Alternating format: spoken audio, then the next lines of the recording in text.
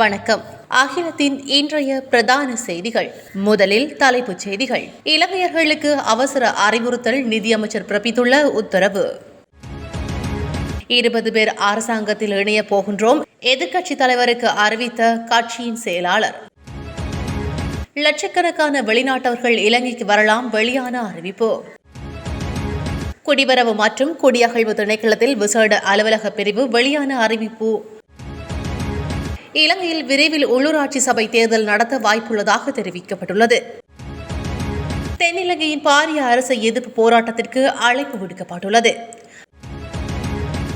6 நாட்களாக கடலில் காத்திருக்கும் மசகு எண்ணெய் கப்பல் வெளியாகிய காரணம். ஜனாதிபதி ரணிலை சந்திக்கின்றார் பாசில் ராஜபக்ஷ. முன்னாள் அமைச்சர் மெர்வின் சில்வா கைது செய்யப்பட்டுள்ளார். கொழும்பில் வீதியை மறித்து வியாபாரிகள் பாரிய ஆர்ப்பாட்டத்தில் ஈடுபட்டுள்ளனர். வட்டி வீதம் அதிகரிப்பு தொடர்பில் இலங்கை மத்திய வங்கி விடுத்துள்ள தீர்மானம். பிரித்தானிய பெண்ணை தேடி விசாரணைகள் ஆரம்பம். இனி தொடர்பான விரிவான செய்திகள். பொதுமக்கள் வசமுள்ள வெளிநாட்டு நாணயத்தை வைப்பு அல்லது விற்பனை செய்வதற்காக பொது மன்னிப்பு காலம் அறிவிக்கப்பட்டுள்ளதாக இலங்கை மத்திய வங்கி அறிவித்துள்ளது. பொதுமக்கள் வசமுள்ள வெளிநாட்டு நாணயத்தை வங்கி தொழில் முறைமையினுள் கவர்ந்து கொள்ள பொருட்டு வெளிநாட்டு நாணயத்தாள்களை உடைமையில் வைத்திருக்கின்ற இலங்கையில் உள்ள அல்லது இலங்கையில் வதிக்கின்ற ஆட்களுக்கான நிதி அமைச்சர் 2022 8ஆம் மாதம் 15ஆம் தேதி தொடக்கம் நடைமுறைக்கு வரும் வகையில் 1 மாத பொது மன்னிப்பு காலத்தினை வழங்கி உத்தரவு பிறப்பித்துள்ளார். குறித்த உத்தரவின்படி வெளிநாட்டு நாணயத்தை வைத்திருப்பவர்கள் தனிப்பட்ட வெளிநாட்டு நாணய கணக்கில் அல்லது வியாபார வெளிநாட்டு நாணய கணக்கில் ஏற்புடையவாறு வைப்பிலிட அல்லது அதிகாரமளிக்கப்பட்ட வணிகர்களுக்கு விற்பனை செய்ய 1 மாத பொது மன்னிப்பு காலத்திற்குள் நடவடிக்கை எடுக்க வேண்டும் என அறிவுறுத்தப்பட்டுள்ளது. தான் உட்பட சுமார் 20 நாடாளுமன்ற உறுப்பினர்கள் அரசாங்கத்தில் இணைய உள்ளதாக ஐக்கிய மக்கள் சக்தியின் பொதுச் செயலாளர் ரஞ்சித் மத்தும பண்டார எதிர்க்கட்சித் தலைவர் சஜித் பிரேமதாசவுக்கு அறிவித்துள்ளதாக தகவல்கள் வெளியாகியிருக்கின்றன. இது சம்பந்தமாக அந்த நாடாளுமன்ற உறுப்பினர் குழு சில சுற்று பேச்சுவார்த்தைகளையும் நடத்தியுள்ளது. ஜனாதிபதி ரணில் விக்ரமசிங்கவுடன் பேச்சுவார்த்தை நடத்தியுள்ளதாக கூறப்படுகின்றது. அரசாங்கத்தில் இணையும் இந்த குழுவில் ஐக்கிய மக்கள் சக்தி கூட்டணியில் அங்கம் வகிக்கும் கட்சித் தலைவர்கள் மாத்திரமன்றி ஐக்கிய மக்கள் சக்தியின் சிரேஷ்ட உறுப்பினர்களும் அடங்குவதாக பேசப்படுகின்றது. சர்வ கட்சி அரசாங்கம் அல்லது பல கட்சி அரசாங்கம் அடுத்த சில தினங்களில் அமைக்கப்பட உள்ளதுடன் அதில் இவர்களுக்கான அமைச்சு பதவிகளும் பகிரப்படும் என தெரிய வந்துள்ளது. ஐக்கிய மக்கள் சக்தியின் நாடாளுமன்ற உறுப்பினர்கள் அரசாங்கத்தில் இணைந்தால் அந்த கட்சி நாடாளுமன்றத்தில் சிறிய கட்சியாக மாறும் என்பதுடன் தற்போது சஜித் பிரேமதாச பிரதிநிதிகளை கொண்டிருக்கும் சுயாதீன நாடாளுமன்ற உறுப்பினர்கள் அணிக்கு கிடைக்கும் வாய்ப்பு ஏற்பட்டுள்ளதாக கூறப்படுகின்றமை குறிப்பிடத்தக்கது. இந்த வருடம் 10 லட்சம் சுற்றுலா பயணிகள் இலங்கைக்கு வருவார்கள் என எதிர்பார்க்கப்படுகின்றது. சுற்றுலா அபிவிருத்தி அதிகார சபையின் பணிப்பாளர் நாயகம் தம்பிக விஜயசிங்க இதனை தெரிவித்துள்ளார். சுற்றுலாத்துறையை மேம்படுத்துவதற்கான டிஜிட்டல் முறைப்பாடுகளை பயன்படுத்தி ஊக்குவிப்பு வேலை திட்டங்கள் நடைமுறைப்படுத்தப்பட்டு வருவதாக தெரிவித்துள்ளார். இதேவேளை இலங்கைக்கு மீண்டும் அதிகளவான சுற்றுலா பயணிகள் வருகை தருவதாக சுற்றுலா மேம்பாட்டு ஆணையம் தெரிவித்துள்ளது. இதனால் இம்மாதம் முதல் 2 வாரங்களில் இலங்கைக்கு வந்துள்ள சுற்றுலா பயணிகளின் எண்ணிக்கை 17,000-ஐ தாண்டியுள்ளது. நாட்டில் நிலவும் பொருளாதார மற்றும் அரசியல் ஸ்திரத்தன்மை காரணமாக சுற்றுலா பயணிகளின் வருகை படிப்படியாக குறைந்தது. எனினும் நாட்டின் நிலைமை படிப்படியாக சீரடைந்து வரும் நிலையில் சுற்றுலா பயணிகளின் வருகையும் அதிகரித்துள்ளமை குறிப்பிடத்தக்கது. வேலைவாய்ப்பிற்காக அவசரமாக வெளிநாடு செல்ல எதிர்பார்க்கும் இலங்கையர்களுக்கு கடவுச்சீட்டை வழங்குவதற்காக குடிவரவு மற்றும் குடியகழ்வு திணைக்களத்தில் விசேட அலுவலக பிரிவு அறிமுகப்படுத்தப்பட்டுள்ளது. அத்துடன் குறித்த நடைமுறை எதிர்வரும் 22ஆம் தேதி முதல் நடைமுறைக்கு வரும் என குடிவரவு மற்றும் குடியகழ்வு திணைக்களம் அறிவித்துள்ளது. வெளிநாட்டு வேலைவாய்ப்புக்கான புதிய கடவுச்சீட்டை பெறுவதற்கு பத்திரமுல்லையில் உள்ள திணைக்கள அலுவலகத்தில் நியமனம் செய்வதற்கு குறைந்தது 2 மாதங்களாவது காத்திருக்க வேண்டிய நிலைக்கு மக்கள் தள்ளப்படுகின்றனர்.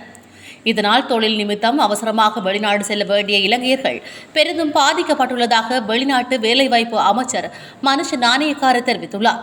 இதற்கமைய குறித்த பிரச்சினைக்கு தீர்வு காண்பதற்காக புதிய அலுவலக பிரிவு ஒன்றை அறிமுகப்படுத்த நடவடிக்கை எடுக்கப்பட்டுள்ளதாக மேலும் அவர் தெரிவித்துள்ளார். உள்ளூராட்சி சபைக்கான தேர்தலை விரைவில் நடத்துவதற்கு நடவடிக்கைகள் எடுக்கப்பட்டு வருவதாக தேர்தல்கள் ஆணைக்குழு தெரிவித்துள்ளது. இதற்கமைய இந்த மாதம் 20ஆம் தேதியின் பின் உள்ளூராட்சி சபைக்கான தேர்தல் தேதி நிர்ணயிக்கப்படும் என்று ஆணைக்குழு தெரிவித்துள்ளது. இந்த நிலையில் உள்ளூராட்சி மன்றங்களின் பதவிக்காலம் கடந்த மார்ச் மாதம் 20ஆம் தேதியுடன் முடிவடைந்திருந்த போதிலும் உள்ளூராட்சிக்கு பொறுப்பான அமைச்சர்களின் தலையீட்டினால் அதனை ஒரு வருட காலத்திற்கு நீடிக்க நடவடிக்கை எடுக்கப்பட்டுள்ளது. எனினும் ஆகஸ்ட் 20ஆம் தேதிக்கு பின்னர் உள்ளூராட்சி சபைக்கான தேர்தலை மீண்டும் நடத்தும் அதிகாரம் தேர்தல் ஆணைக்குழு கிடைக்கவுள்ளது எனவும் குறிப்பிடப்பட்டுள்ளது. ஸ்ரீலங்கா அரசாங்கத்திற்கு எதிராக பாரிய போராட்டம் ஒன்றை முன்னெடுப்பதற்கு அழைப்பு விடுக்கப்பட்டுள்ளது. பல்வேறு முக்கிய கோரிக்கைகளை முன்வைத்து இந்த ஆர்ப்பாட்டம் முன்னெடுக்கப்படவுள்ளதாக தெரிவிக்கப்பட்டுள்ளது. இந்த போராட்டத்திற்கு அனைத்து பல்கலைக்கழக மாணவர் ஒன்றியம் அழைப்பு விடுத்துள்ளது. இதற்கமைய இன்று கொழும்பில் இந்த ஆர்ப்பாட்டம் முன்னெடுக்கப்பட உள்ளதாகவும் அறிவித்துள்ளது. இதன்போது கைது செய்யப்பட்டுள்ள போராட்டக்காரர்களை விடுவிப்பது, வாழ்க்கை செலவுகளை கொண்டு செல்ல நிவாரணம் வழங்கப்பட வேண்டும் மற்றும் செயலிழந்துள்ள பல்கலைக்கழக கல்வி நடவடிக்கைகளை வளமைக்கு கொண்டு வருதல் உள்ளிட்ட விடயங்களை வலியுறுத்தியே இந்த ஆர்ப்பாட்டம் முன்னெடுக்கப்பட உள்ளது. ஆகவே இவ்வாறான முக்கிய கோரிக்கைகளை முன்வைத்தே போராட்டம் ஒன்றை முன்னெடுக்க உள்ளதாக அனைத்து பல்கலைக்கழக மாணவர்கள் ஒன்றியம் சுட்டிக்காட்டியுள்ளமை குறிப்பிடத்தக்கது. கடந்த 6 நாட்களாக மசகு எண்ணெயை தரையில் இறக்காமல் கப்பல் ஒன்று கடலில் காத்திருப்பதாக தென்னிலங்கை ஊடகம் தெரிவித்துள்ளது. கடந்த 12ஆம் தேதி சுமார் 1,00,000 மெட்ரிக் டன் மசகு எண்ணெயுடன் இலங்கை கடற்பரப்பை வந்தடைந்த குறித்த கப்பலானது பணத்தை செலுத்தாத காரணத்தினால் காத்திருப்பதாக தகவல்கள் வெளியாகியுள்ளது. இந்த நிலையில் பயணம் செலுத்த தாமதிக்கும் ஒவ்வொரு நிமிடத்திற்கும் கப்பலுக்கும் தாமத கொடுப்பனவுகள் செலுத்த நேரிடும் எனவும் தெரிவிக்கப்பட்டுள்ளது. எவ்வாறாயினும் முன்னதாக இறக்குமதி செய்யப்பட்ட எரிபொருள் விநியோகம் வெற்றிகரமாக செயல்படுத்தப்பட்டுள்ளதாக அரசாங்கம் தெரிவித்துள்ளது. அதன்படி நாட்டில் QR முறைமை மூலம் இலங்கை பெட்ரோலிய கூட்டுத்தாபனம் நாளாந்தம் 4,000 மெட்ரிக் டன் டீசலை 3,000 மெட்ரிக் டன் டீசல் பெட்ரோலையும் விநியோகம் செய்கின்றது. ஜனாதிபதி ரணில் விக்ரமசிங்கவிற்கு பொதுஜன பெரமுனவின் தேசிய அமைப்பாளர் பசில் ராஜபக்ஷவுக்கும் இடையிலான பேச்சுவார்த்தை இன்று நடைபெறவுள்ளதாக தெரிவிக்கப்படுகின்றது. இந்த சந்திப்பில் பொதுஜன பெரமுனவின் சிரேஷ்ட உறுப்பினர்களும் கலந்து கொள்ள உள்ளனர். ரணில் விக்ரமசிங்க ஜனாதிபதியாக தெரிவு செய்யப்பட்டதைத் தொடர்ந்து ஜனாதிபதிக்கும் பசில் ராஜபக்ஷவுக்கும் இடையில் இன்று முதலாவது பேச்சுவார்த்தை இதுவாகும். சர்வகட்சி அரசாங்கத்தை ஸ்தாபிக்க முன்னெடுக்கும் செயற்பாடுகள், பொதுஜன பெரமுனவின் நிலைப்பாடு உள்ளிட்ட பல்வேறு விடயங்கள் பேச்சுவார்த்தையின் போது அவதானம் செலுத்தப்பட உள்ளதாகவும் தெரிவிக்கப்பட்டுள்ளது. மேலும் பொதுஜன பெரமுனவின் சிரேஷ்ட உறுப்பினர்களுக்கு அமைச்சு பதவிகளை வழங்குவது தொடர்பில் பிரதமர் தினேஷ் குணவர்த்தனவிடம் பொதுஜன பெரமுனவின் தேசிய அமைப்பாளர் பசில் ராஜபக்ஷ முன்வைத்த கோரிக்கை குறித்தும் பரிசீலனை செய்யப்பட உள்ளதாக தெரிவிக்கப்பட்டுள்ளமை குறிப்பிடத்தக்கது. முன்னாள் அமைச்சர் மேர்வின் சில்வாவை குற்றவியல் விசாரணை திணைக்களம் கைது செய்துள்ளது. மேர்வின் சில்வா கைது செய்யப்பட்டுள்ளதை குற்றவியல் திணைக்களம் உயர் அதிகாரியொருவர் உறுதிப்படுத்தியுள்ளார். சில வருடங்களுக்கு முன்னர் இலங்கை ரூபவாகினி கூட்டுத்தாபனத்திற்குள் பிரவேசித்த சம்பவம் தொடர்பாக நடத்தப்படும் விசாரணைகளின் அடிப்படையில் சட்டமா அதிபர் ஆலோசனைக்கு அமைய முன்னாள் அமைச்சர் மேர்வின் சில்வா கைது செய்யப்பட்டுள்ளார். மேர்வின் சில்வா கடந்த 2007ஆம் ஆண்டு இலங்கை ரூபவாகினி கூட்டுத்தாபனத்திற்குள் சென்று அதன் செய்தி பணிப்பாளரை தாக்கியதாக குற்றம் சுமத்தப்பட்டுள்ளது. இந்த சம்பவத்தை அடுத்து கூட்டுத்தாபனத்தின் ஊழியர்கள் மேர்வின் சில்வாவை ஒரு சிறிய அறையில் சில மணி நேரம் தடுத்து வைத்தனர். இதனையடுத்து ராணுவத்தினர் மற்றும் போலீசார் சென்று மேர்வின் சில்வாவை பாதுகாப்பாக வெளியில் அழைத்தனர்.